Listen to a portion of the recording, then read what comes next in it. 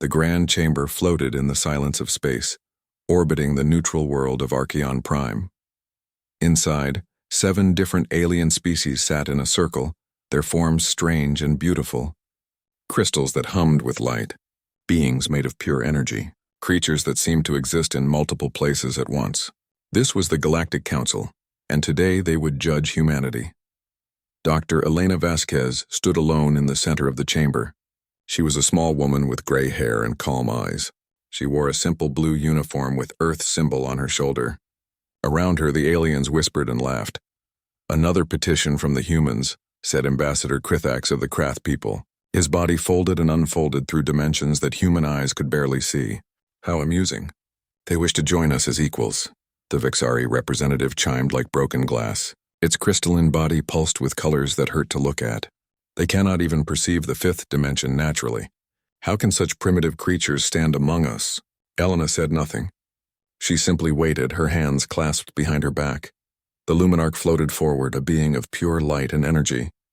"We have reviewed your species' technology, Dr. Vasquez. Your ships crawl through normal space at pathetic speeds. You still use chemical reactions for power. You are children playing with toys. We understand you have achieved some level of quantum computing," added the representative of the collective, speaking with 1,000 voices at once. "But you do not share thoughts as we do. Each human mind is trapped alone, unable to truly connect. How sad." The Chronari, who could see through time itself, made a sound like distant bells. "We have looked forward. In 1,000 years, perhaps humanity will be ready. Perhaps, but not today." Elena's face remained peaceful. She had expected this. They all had. Ambassador Krithax rose from his seat. Reality bent around him as he demonstrated his power. The air itself seemed to tear open. Through the gap, impossible colors shone. "Observe, human. This is 5th-dimensional technology. We fold space itself. We step between moments.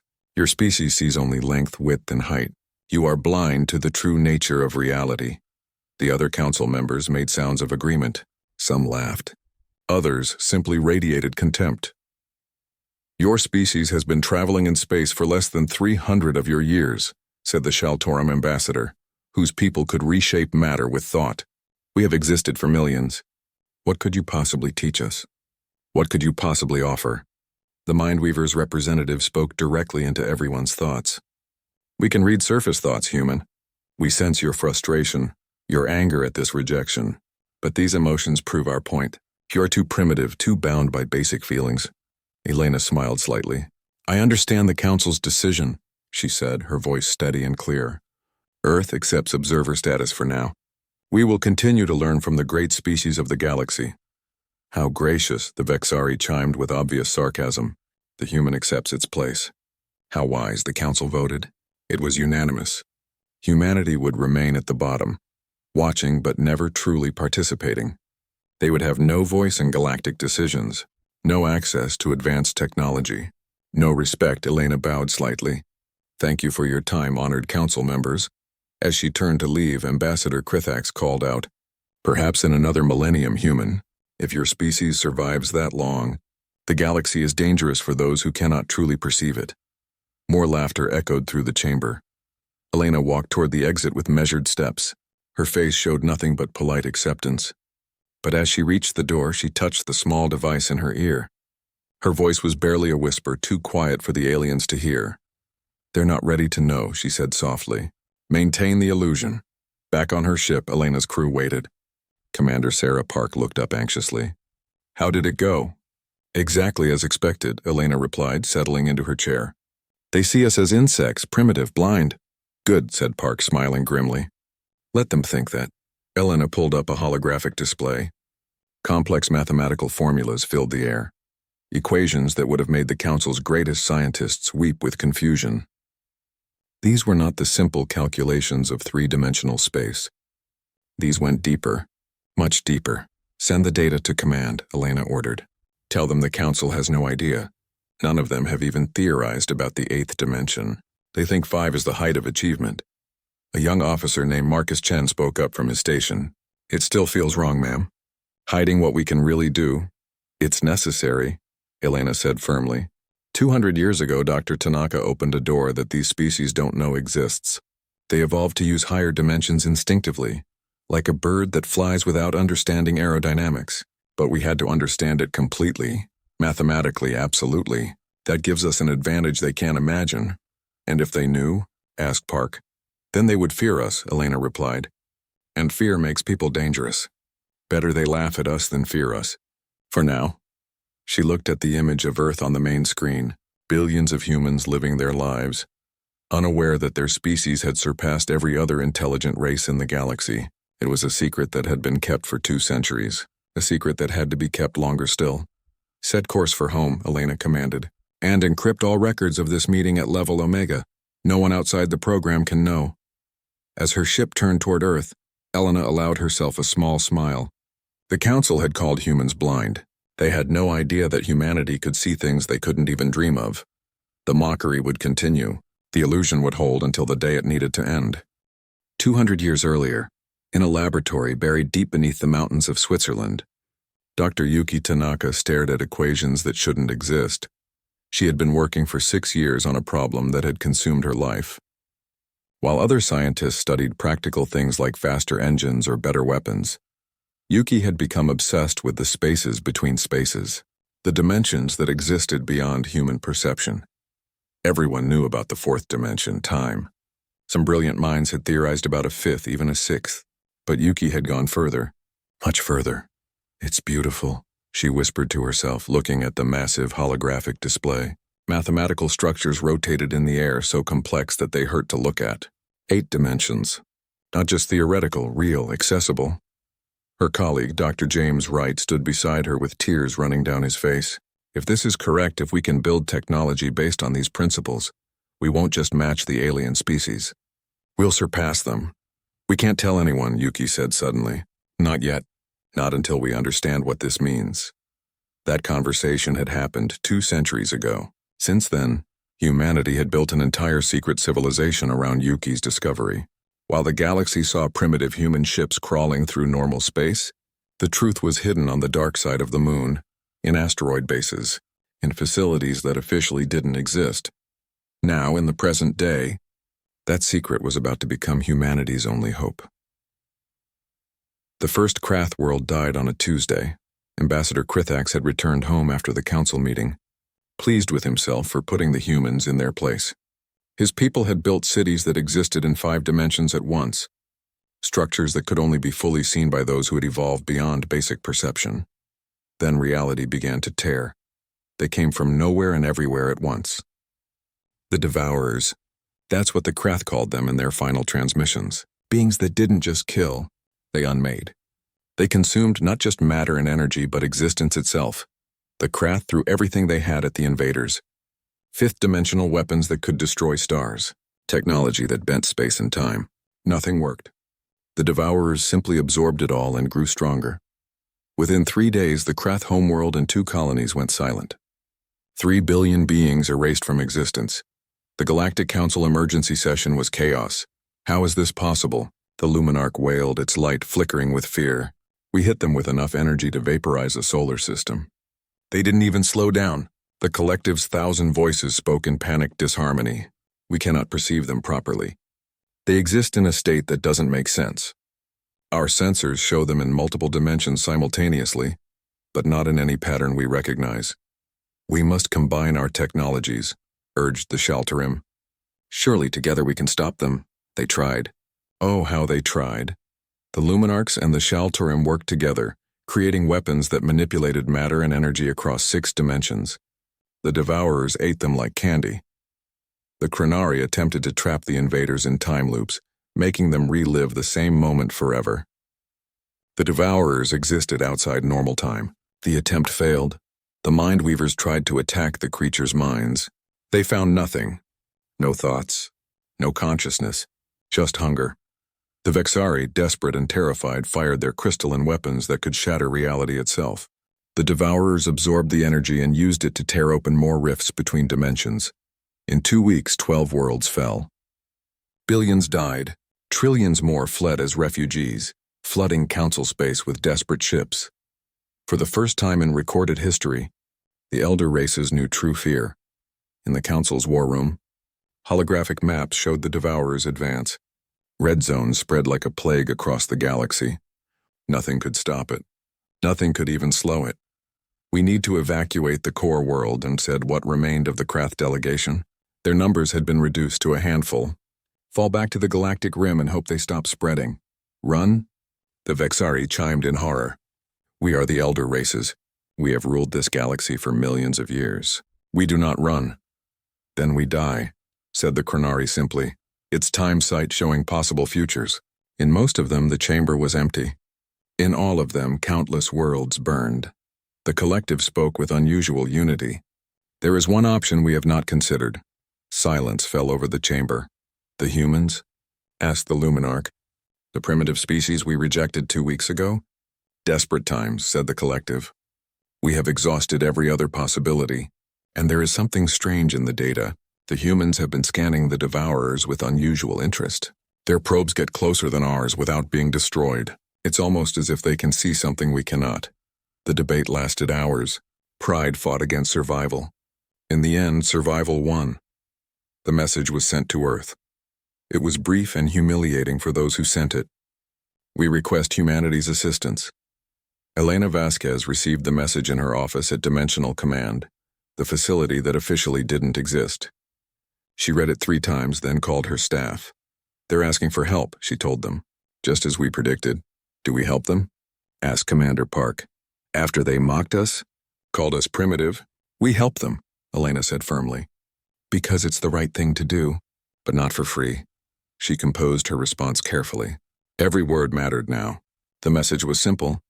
Earth will send a delegation to discuss terms. We require full species recognition and a formal apology before the Council.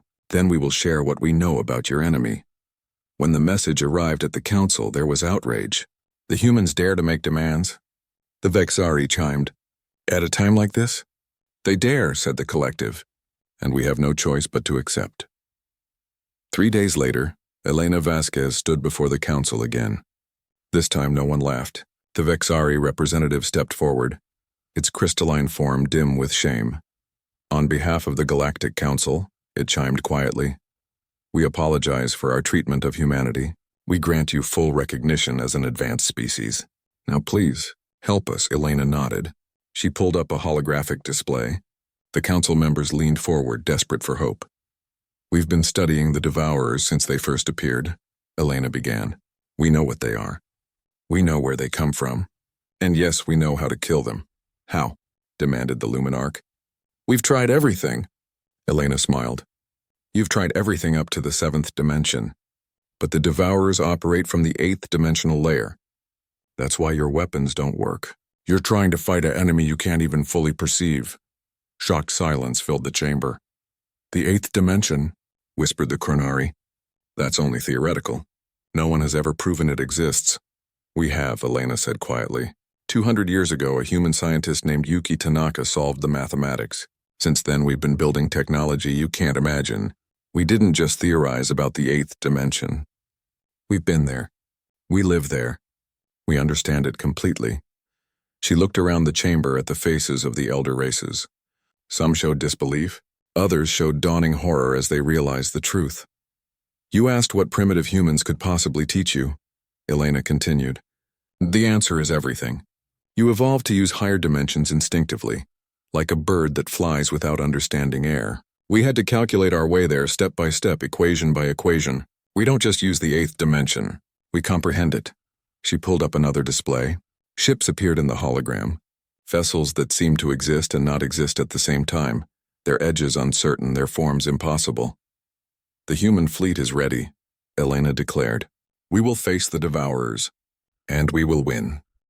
The war room of the Galactic Council had become a tomb of hope. On every screen, worlds died. The red zone spread faster now, consuming star systems at an increasing rate. The Devourers were learning, adapting, growing stronger with each world they consumed. General Thaxilon of the Collective stood before the main display, his 1,000 minds working in desperate harmony. He had fought wars for 3 centuries. He had never lost, until now. Status report, he commanded, though he already knew the answer would be bad. A Chronari officer spoke, her voice hollow. 17 more worlds have gone dark in the last standard day. The evacuation of the Shaltarim core systems is underway, but we estimate 40% casualties before the civilian ships can escape. Our combined fleet? Thexalon asked. Engage the Devourers at the Nexus Point, the officer replied. We threw everything we had at them. 6,000 ships, every weapon, every technology from all 7 elder races working in perfect coordination. And total loss. Not a single ship survived. The Devourers didn't just destroy them. They erased them, as if those ships and their crews had never existed. Thexalon's 1,000 minds screamed silently. 6,000 ships, 3 million crew members, gone in less than an hour. The Luminarch floated forward, its light barely visible now. Fear had dimmed it to almost nothing. We must accept the truth.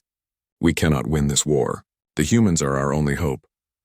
The humans, the Vexari chimed bitterly. The species we called primitive 2 weeks ago.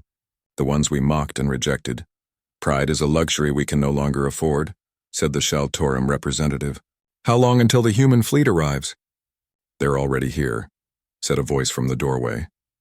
Dr. Elena Vasquez walked into the war room flanked by 2 human officers.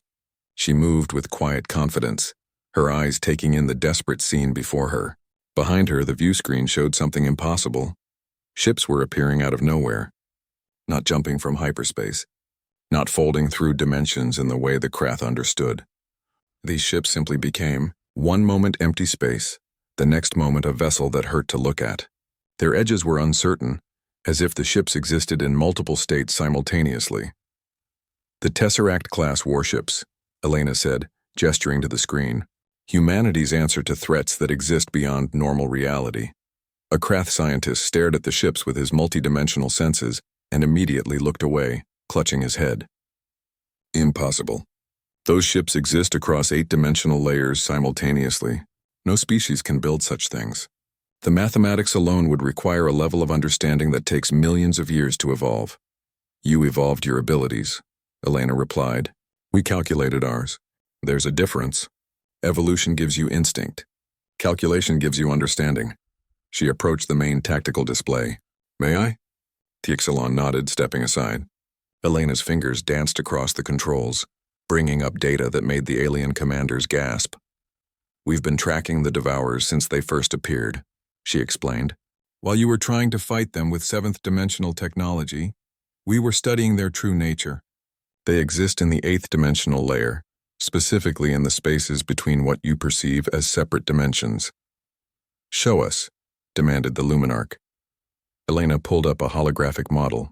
The alien saw what looked like tears in reality, wounds in the fabric of space-time. You see them as anomalies, as things that shouldn't exist. But from an 8th-dimensional perspective, they're perfectly natural. They're predators from a layer of reality you didn't know existed. If they're natural, asked the Shaltorum, why are they attacking now? Why not before? Because something woke them up, Elena said grimly. Your expansion into the 5th and 6th dimensions created vibrations in higher dimensional space. It's like banging a drum. You made noise and they heard it. They came to feed. Horror spread through the room. The elder races had brought this doom upon themselves. Can you stop them? Thexalon asked directly. Not theoretically. Not possibly. Can your ships actually destroy these things? Elena turned to look at him. Yes, but you need to understand what we're offering.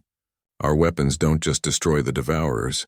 They edit reality itself. We can remove them from existence across all dimensional layers. But using such weapons will show the galaxy exactly what humanity has become. There will be no more hiding. No more pretending to be primitive. Everything changes. We're dying, the Vexari chimed. Pride means nothing to the dead. Help us and we will grant humanity anything. Full council membership. Access to all technologies. Complete equality. We don't want equality, Elena said quietly. We already surpassed you 2 centuries ago. What we want is partnership. We want to work together, not rule over you. She pulled up another display showing the human fleet's position. But there's something you all need to accept. After today, humanity will no longer be the students. In the field of dimensional physics, we are the masters. You will need to learn from us. Can your pride survive that? Silence fell over the war room. The elder races who had ruled the galaxy for millions of years now faced a choice. Accept human superiority in this one crucial field or face extinction. The Chronari spoke first. We have looked into the futures. In every timeline where we refuse your help, we die. In the timelines where we accept, most of us survive. The choice is simple. One by one, the other races agreed. The Collective, the Shaltorim, the Luminarchs, even the proud Vexari, who had laughed the loudest at humanity's primitive ways. Then we have an agreement, Elena said. She touched her communicator. Admiral Chen, you are cleared to engage. Show them what humanity can do. On the view screen, the Tesseract-class warships began to move, but they didn't travel through space in any way the aliens understood. The ships phased, shifting through dimensional layers like a knife through silk. They were here, then there, without crossing the space between. Fleet deployed, reported a voice over the comm. Approaching the Devourer swarm at Sector 7, beginning dimensional lock sequence. The aliens watched as the human ships surrounded a massive concentration of Devourers. Thousands of the creatures, each one capable of consuming a world, gathered in what the Krath had called the Death Zone. Weapons ready, Admiral Chen's voice continued. Preparing 8th dimensional strike. All crew secure your reality anchors. This is going to get weird. The human ships began to glow with a light that had no color the aliens could name. Space itself seemed to fold around them. Firing, Chen announced. What happened next would be remembered for thousands of years. The human weapons didn't shoot projectiles or beams. Instead, they rewrote reality. Where the Devourers had been, there was suddenly nothing. Not empty space, not destroyed matter, nothing. It was as if the creatures had never existed at all. The aliens in the war room watched in stunned silence, as the death zone simply ceased to contain any threat. In less than 5 minutes, thousands of Devourers were erased from existence across all dimensional layers. Target eliminated, Admiral Chen reported calmly. No casualties. Proceeding to next engagement zone, Elena turned to face the gathered council members. Their expressions ranged from awe to terror to something like religious wonder. That, she said simply, is what happens when a species that can't naturally perceive higher dimensions decides to understand them anyway. We don't have your instincts, but we have something better. We have complete, absolute mathematical comprehension of how reality actually works. General Thexelon found his voice first. You've been hiding this capability for 200 years. Why? Because power like this makes people afraid, Elena replied. And we saw what fear did to the Krath when they discovered fifth-dimensional travel. Wars. Genocide. We didn't want to repeat those mistakes. We wanted to study, to learn, to understand the galaxy before revealing ourselves. And now? Asked the Luminarch. Now we have no choice, Elena said. The secret is out. But perhaps that's for the best. You need us, and surprisingly, we need you too. You have millions of years of wisdom we lack. Together, we might actually build something better than either of us could alone. She looked at the view screen where the human fleet continued its work, methodically erasing the Devourer threat system by system. The mockery ends today, Elena declared. Tomorrow we start building a real alliance, one based on mutual respect and honest partnership. Are you ready for that? The council members looked at each other. Then slowly they all nodded. A new era was beginning. Captain Marcus Chen stood on the bridge of the Prometheus Unbound, humanity's first true 8th-dimensional warship. Around him, his crew worked at stations that looked simple but controlled weapons that could unmake reality itself. Status report, Marcus ordered, his voice calm despite the magnitude of what they were about to do. Lieutenant Sarah Kim looked up from her station. All Tesseract-class ships are in position. We have 48 vessels ready for full-dimensional deployment. The Council's observation fleet is standing by at a safe distance. How far back are they? Marcus asked. 20,000 kilometers, sir. And they're still nervous. The Krath Admiral sent another message asking if that was far enough. Marcus smiled slightly. Tell them it's adequate. Though honestly, if something goes wrong with an 8th-dimensional weapon, distance won't matter much. That's not comforting, sir. It's not meant to be. It's just honest. On the main view screen, the Devourer swarm waited. There were thousands of them, gathered around what had once been the Vexari colony of crystalline hope. The world was dark now, its billions of inhabitants erased from existence. Only ruins remained, ruins that flickered in and out of reality as the Devourers fed on the residual dimensional energy. Marcus had seen the recordings of previous battles. He had watched the Council's fleets throw everything they had at these creatures, weapons that could shatter planets, energy beams that burned hotter than stars. temporal weapons that could trap targets in infinite loops, all useless. The Devourers simply absorbed it all and grew stronger. But those weapons had all operated in the 3rd through 7th dimensions. The Devourers existed in the 8th. It was like trying to punch a shadow. You could never hit what you couldn't truly perceive. Communications, patch me through to the Council Observation Fleet, Marcus ordered. A moment later, General T. Exelon's image appeared. The collective commander looked tense, his 1,000 minds clearly worried. Captain Chen, our sensors show the Devourers are becoming more active. They seem to sense your presence. Good, Marcus replied. That means they can perceive 8th-dimensional signatures. They know we're different from what they've faced before. Is that wise? Making them aware of you? Marcus smiled. General, we've been studying these creatures for weeks. We know what they are, how they think, how they hunt. They're predators, yes, but they're also curious. They've never encountered anything that could truly see them before. They want to understand what we are just as much as we want to kill them. That sounds dangerous, said the Luminarch, floating into view beside Thexelon. Its light flickered nervously. War is dangerous, Marcus replied, but we're not here to play it safe. We're here to save the galaxy. Watch carefully. You're about to see what humanity really is. He cut the connection and turned to his crew. All stations, prepare for dimensional descent. We're going to show these things why you don't mess with species that had to calculate their way to power. Dimensional engines at full capacity, reported the chief engineer. Reality anchors are stable. We're ready for phase shift, sir. Marcus took a deep breath. What they were about to do was dangerous even for them. They would be taking their ships into the spaces between normal dimensions, into the 8th-dimensional layer where the Devourers truly lived. All ships, Marcus broadcast to the fleet. This is Prometheus Unbound. Execute dimensional descent on my mark. Remember your training. Trust your math, and don't look directly at unfiltered 8th-dimensional space for more than 3 seconds. It's not that it will kill you. It's that you'll understand things human minds weren't meant to comprehend. He paused, then smiled. But we're humans. We've never let being unqualified stop us before. Mark, the universe changed. To the Council observers, it looked like the human ships simply stopped existing. One moment they were there, solid and real. The next moment they were gone, leaving only strange ripples in space-time. But Marcus and his crew were very much still there. They had simply moved into a layer of reality the Council races couldn't perceive. The 8th dimension.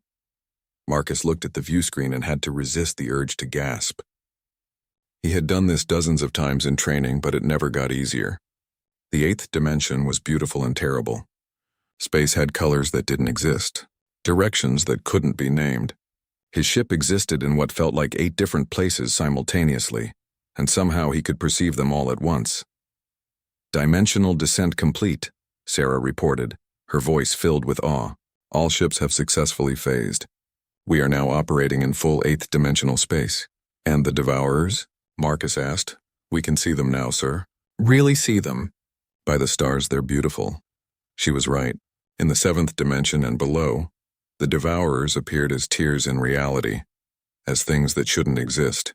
But here in the 8th dimension, they were revealed in their true form. Elegant, geometric, perfect. They were crystalline structures of pure mathematics, equations made manifest feeding on the energy that leaked from lower dimensional space. They're not evil, Marcus said quietly. They're just hungry. And we've been leaking dimensional energy into their home like blood in the water. Does that change our mission, sir? Asked his tactical officer. No, Marcus replied firmly. They've killed trillions. They won't stop. We can feel sorry for them and still do what needs to be done. That's what being human means. Understanding the complexity and acting anyway. He opened a channel to the fleet. All ships, target acquisition. We're not just going to kill these things. We're going to erase them. 8th dimensional deletion. Remove them from having ever existed in this dimensional layer. Targeting solutions locked, came the responses from 48 ships. Weapons ready. Awaiting your order, sir. Marcus thought about Dr. Yuki Tanaka, the woman who had discovered all this 200 years ago. She had died never seeing her work bear fruit. But she had known somehow that humanity would need this knowledge someday. Fire, Marcus commanded. The weapons of the Tesseract-class ships did not shoot projectiles. They did not fire beams of energy. Instead, they edited reality. The mathematics that made up the Devourer's existence was simply rewritten. Where the equation said devourer exists, humanity's weapons changed it to devourer never existed. From the Council's perspective, it looked like the devourers simply vanished. No explosion. No energy release. They were just gone. But Marcus and his crew saw the truth. They watched as the elegant mathematical structures unraveled. As existence itself was rewritten around the devourers, it was like watching equations solve themselves backwards, arriving at zero instead of infinity. First wave eliminated, Sarah reported. No damage to our ships. The devourers didn't even have time to respond. They couldn't respond, Marcus said. We attacked them from their own dimensional layer. It's like being stabbed from inside your own body. There's no defense against it. The battle continued. It wasn't really a battle, more like an extermination. The devourers tried to fight back, tried to adapt, but they couldn't perceive what was killing them. The human ships moved through eighth-dimensional space like sharks, methodically erasing every devourer they encountered. In the Council observation fleet, the aliens watched in stunned silence. Their sensors showed the devourer swarm shrinking, disappearing, ceasing to exist. In 15 minutes, thousands of the creatures that had destroyed 12 worlds were simply gone. How? The Zalon whispered. How did they do it? A human liaison officer, Lieutenant Park, stood on his bridge. They don't just use the eighth dimension, General. They understand it. Every human ship captain has spent years studying eighth-dimensional mathematics. They can see things you can't imagine, fight battles in spaces you can't perceive. This is what happens when a species can't evolve special abilities, so they just brute force their way to understanding instead. But the cost, the Luminarch said. Surely such power requires enormous energy. Resources we cannot imagine, Park smiled. Actually, eighth-dimensional manipulation is incredibly efficient. Once you understand the math, reality does most of the work for you. It's not about power. It's about knowing which equations to solve. Back in eighth-dimensional space, Marcus received reports from his fleet. All primary targets eliminated. Secondary swarms are retreating toward deep space. Should we pursue? Marcus considered. They could chase down every devourer in the galaxy if they wanted, but that wasn't the mission. Negative, he replied. Let them run. Let them tell whatever passes for their friends that humanity owns the eighth dimension now. This is our territory. They don't get to hunt here anymore. He ordered the fleet to begin dimensional ascent. The ships phased back into normal space, reappearing exactly where they had vanished 15 minutes earlier. The Council fleet immediately sent a communication. Captain Chen, what is your status? Our sensors showed you simply ceased to exist. We were never gone, General, Marcus replied. We were just somewhere you couldn't see. The mission is complete. The devourer threat in this sector has been eliminated. And the creatures that escaped? Marcus smiled. They'll remember this day. They'll remember that Earth's children can follow them anywhere, even into dimensions they thought were safe. Let them remember. Let them fear. It will keep them away from innocent worlds. He looked at his crew. They were exhausted, drained from the mental effort of operating in eighth-dimensional space. But they were also proud. They had just saved the galaxy. Take us home, Marcus ordered. We have a council to educate and a new age to begin. As the Prometheus Unbound turned toward Earth, Marcus thought about the look on General Thaxalon's face. The mixture of awe, fear, and respect. The mockery was truly over now. Humanity had descended from the eighth dimension, and nothing would ever be the same. 3 months after the Battle of Crystalline Hope, the Galactic Council chamber looked different. The circular arrangement of seats remained, but now there was a new position. Humanity's seat sat equal to all others, marked with Earth's blue and green symbol. Dr. Elena Vasquez sat in that seat, watching as the Council conducted its first session under the new order. The agenda was long, but one item stood above all others. The formal restructuring of galactic civilization. Ambassador Krithax of the Krath rose to speak. His voice, once so full of pride and contempt, now carried humility. The Council recognizes that our understanding of dimensional physics was incomplete. We propose the creation of the Dimensional Academy, to be located on Earth, where all species may learn what humanity has discovered. The Vexari representative chimed in agreement. We also propose that humanity be granted the title of Dimensional Guardians, with authority over all matters relating to eighth-dimensional threats and technologies. Elena stood. Earth accepts these honors, but with conditions. We will teach freely, but we will not rule. The eighth dimension is not a weapon to hold over others. It is knowledge to be shared. Yes, we will maintain guardian status, but only because someone needs to watch for threats like the Devourers. We seek partnership, not dominance. She paused, looking around the chamber. 200 years ago, you called us primitive. You laughed at our linear thinking.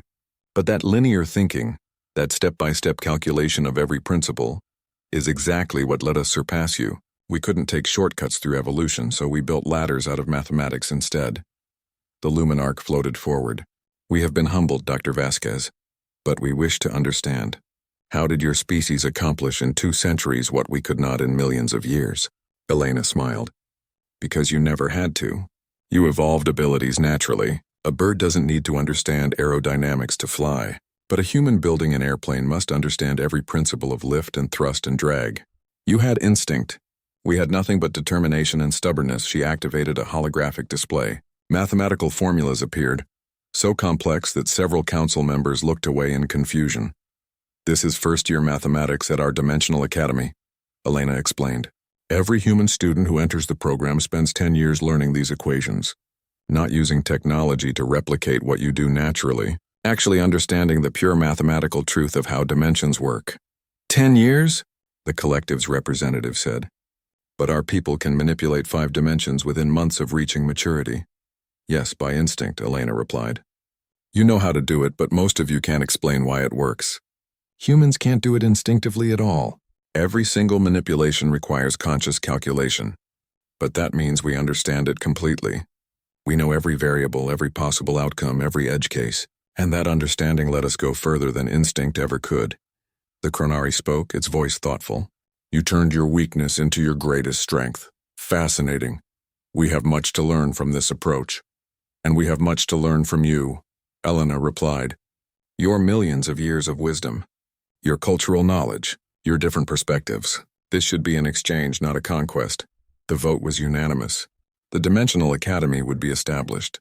Humanity would serve as dimensional guardians, and for the first time in galactic history, the Council would operate as true equals. After the session, Elena walked through the corridors of the Council station. She found General Taxilon standing by an observation window looking at the stars. Beautiful, isn't it? Elena said, joining him. Yes, Taxilon replied. I have seen these stars for 3 centuries. But now they look different. Humanity has changed everything. We didn't mean to, Elena said quietly. We just wanted to survive, to find our place among the stars. By surpassing everyone else, there was no accusation in Taxilon's voice, only curiosity. By understanding everything else, Elena corrected. There's a difference. We don't want to be better than you. We just wanted to be good enough to stand beside you. The Axelon's 1,000 minds considered this. Do you know what frightens me most about humanity? What? That you're not done yet. You discovered the 8th dimension 200 years ago. You've mastered it completely. But I've seen your research facilities. You're already working on the 9th dimension, aren't you? Elena didn't answer immediately. Then she nodded slowly. Yes, we are. How far will you go? As far as understanding takes us, Elena replied. That's what humans do. We see a wall and we don't ask if we can climb it. We ask how to climb it. Then we do the math, build the ladder, and start climbing. And when you reach the top, the Exelon asked. We look for the next wall, Elena said simply. They stood in comfortable silence for a moment. Then Texelon spoke again. The Devourers. Captain Chen said some escaped. Are they truly no longer a threat? We have guardian ships stationed at every major dimensional weak point, Elena assured him. If the Devourers return, they'll find humanity waiting. And we've begun teaching your species how to perceive 8th dimensional space. Within a generation, you won't need us to protect you. You would give away your greatest advantage? T. Axelon asked, surprised. It was never about advantage, Elena said. It was about survival. And now it's about building something better. A galaxy where all species work together, where knowledge is shared freely, where we learn from each other instead of competing. A noble dream, the Exelon said. I hope it survives contact with reality. So do I, Elena admitted.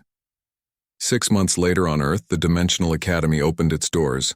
Students from every council species arrived, eager and nervous. They entered classrooms where human professors taught the fundamentals of 8th dimensional mathematics. In one classroom, a young Krath named Vixtal struggled with a basic equation. She had spent her whole life manipulating 5 dimensions instinctively. But this was different. This required understanding, not instinct. "I don't understand," she said to her human instructor, Professor James Park. "How can you keep track of 8-dimensional variables simultaneously without going insane?" James smiled patiently. He was 70 years old and had been teaching dimensional physics for 40 years. "Because we practice. Humans can't perceive any of this naturally. Every calculation we do is conscious, deliberate, mathematical. Our brains aren't built for it, so we have to train them." "But it's so hard," Vixtal complained. "Yes," James agreed. "It took humans 200 years to get where we are now, and it will take you time too. But you have something we didn't have. You have teachers who already know the path. You have the equations already solved. You just need to understand them." Vixtal looked at the holographic equation floating before her. Slowly, painfully, she began to work through it. Each step required conscious thought, deliberate calculation. It was nothing like the easy, instinctive dimensional manipulation she was used to. But gradually something clicked. She saw how the variables related to each other, how changing one affected all the others, how the 8-dimensional space curved around points of mass and energy. "I think I understand," she whispered. "That's just the beginning," James said with a smile. "Wait until we get to 9th-dimensional theory next semester." "Ninth?" Vixtal's eyes widened. "Humanity has already moved beyond the 8th dimension." "We're working on it," James replied. "That's what we do. We learn, we understand, we move forward. Always forward." In the council chamber, Elena received a report from Captain Marcus Chen. His ship, the Prometheus Unbound, was now stationed at the edge of the galaxy, monitoring for any sign of returning devourers. "Status report, Captain?" Elena asked. "All quiet, ma'am," Marcus replied. "We've detected no 8th-dimensional activity outside normal parameters. The devourers seem to have learned their lesson. They're staying away from council space." "Good. And your crew?" "Getting bored, honestly," Marcus said with a smile. "We're explorers at heart. Sitting guard duty isn't our favorite." "How would you feel about a new mission?" Elena asked. "I'm listening." "We've detected anomalies in the 9th-dimensional layer. Nothing dangerous yet, but we want to investigate. You and your crew have the most experience with higher-dimensional navigation. Think you can handle it?" Marcus's smile widened. "Dr. Vasquez, we're humans.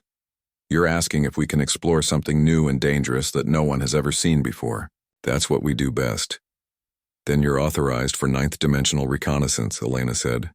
"But Marcus, be careful. We don't know what's up there. The 8th dimension had the devourers. The 9th might have worse. Or better," Marcus replied. "Either way, we'll find out. Humanity didn't come this far to stop climbing now." As the transmission ended, Elena looked out at the stars. Somewhere out there, Captain Chen and his crew would be pushing into unknown territory again. Exploring. Dimensions that other species couldn't even theorize about. That was humanity's gift and curse. They could never be satisfied.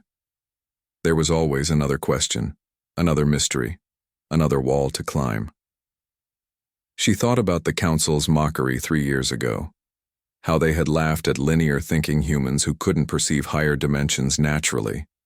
How they had called humanity primitive and blind. If only they could see humanity now. Not just surviving among the stars, but leading the way forward. Not through natural evolution, but through stubborn, relentless, mathematical understanding. Elena pulled up a private file on her computer. Inside were the preliminary equations for 10th dimensional theory. It would take decades to fully understand, maybe centuries, but humanity would get there eventually, because that was what humans did. They saw the impossible and calculated until it became possible. They faced walls too high to climb and built ladders out of pure mathematics. The elder races had millions of years of evolution. They had instincts and abilities that humans could only dream of. But humans had something better. They had curiosity. They had determination. They had the willingness to brute force their way through any problem until they understood it completely. The mockery had ended. The new order had begun, and humanity would keep climbing, keep learning, keep pushing forward into dimensions that other species couldn't imagine, because they were human, and humans never stopped building ladders to reach the stars. Far above the galactic plane, the Prometheus Unbound engaged its ninth-dimensional engines. Captain Marcus Chen looked at his crew and smiled. "Ready for another first?" he asked. "Always," they replied. The ship phased into a layer of reality that shouldn't exist, and humanity took another step into the infinite unknown. The galaxy would never be the same.